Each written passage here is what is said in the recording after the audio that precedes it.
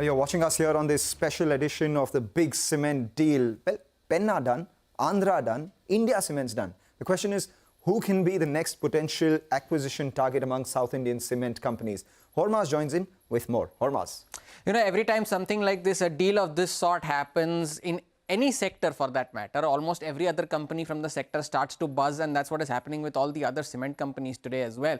And similar to what we are seeing, lined up some potential acquisition targets, mostly in the southern part of the country, because spoken to experts as well, that most of the southern companies are currently dealing with financial duress, so could be some potential acquisition targets there. Sagar Cement is the first one. Incidentally, this is the one that acquired Andhra Cements from insolvency proceedings, currently has a capacity of 10.5 MTPA, clinker capacity of 6.5, has plants in Telangana, Madhya Pradesh, 3 plants in Andhra and a unit in Odisha as well.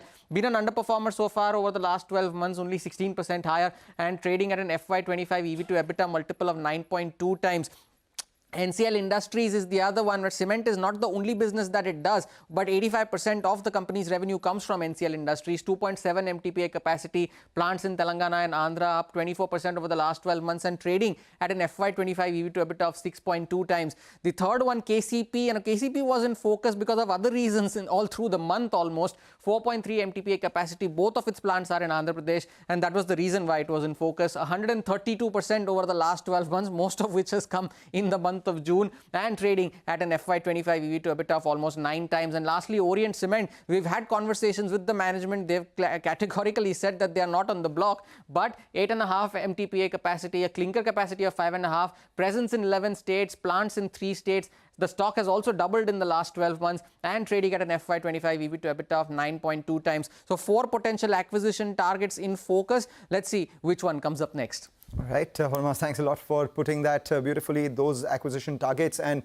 which one comes up next. We have, the experts with us. Let's go back to Jyoti. Jyoti, I wanted your thoughts on 2 things. One, again, which of these names seem investable right now on hopes of there being a deal out there, or is that a trade that you would not want to make right now? And the second thing is that alongside capacity, we've, looked at limestone as well. When it comes to the Adani Group versus UltraTech in the southern part of the country, where do they stand when it comes to limestone reserves? To your first question is, one, all the 4 assets that have been discussed, I don't think any of them are investable. In fact, there are others which are under this discussion. Ongoing discussion is there on other assets. And I believe you will see a few more deals happening by FY25, maybe 3 or 4 deals. Concluding by FY25. Which one would that be? Sorry to, just... I would rather reserve the right to reserve my comments on naming any target as of now. But yes, they are currently... No, not deals, but which would be investable ideas on, on the back of any potential deal? I mean, if you look at Tamil Nadu Cement, it's a good asset. Tansum is one of the assets which is there. There is, in fact... I think My Home is another one which is there. And there are other 2-3 assets which I believe would be investable. Of course, within My Home, I would not look at Mela Cheruvu, but I think Jyoti still has got good reserves. So, yeah, I think for any cement company, reserves is the key thing.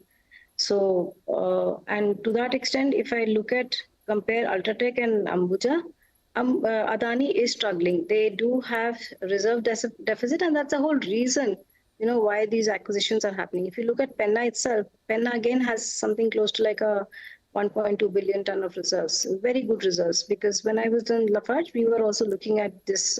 I've done DD of almost most of the assets while in Lafarge and CRH. So Penna has good reserves, and Ambuja, the key issue with Adani is they don't have reserves.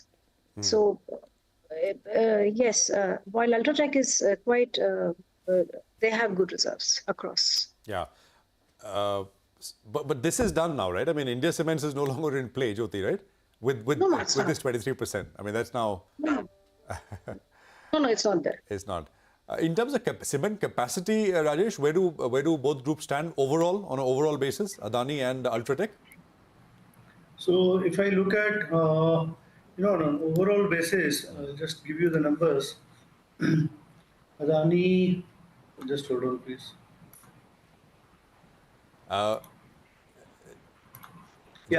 So post this deal, this Ambuja UltraTech would be close to 180 odd million ton, assuming, if you had this India Cement's capacities in it, whereas Ambuja on a consolidated basis, that would be close to, they would be crossing somewhere 95 million ton odd, with the Penna Cement deal getting onboarded around. So see that for UltraTech the target is 200, crossing or touching 200 over next 2 to 3 years, which with this they are on track. And Ambuja was targeting for 140 million ton. With Penna and other acquisition and a few greenfield, which they have announced, greenfield, brownfield, they are on track to touching 140 million tons. Okay, got that. Had more questions, but I think we're completely out of time. So Pankaj, Jyoti and Rajesh, great to have all of you with us here on this special program. All right, on that note, what we'll do is we'll take your leave. Stay tuned to CNBC TV 18 for more news and updates. That's all we have from the big cement deal.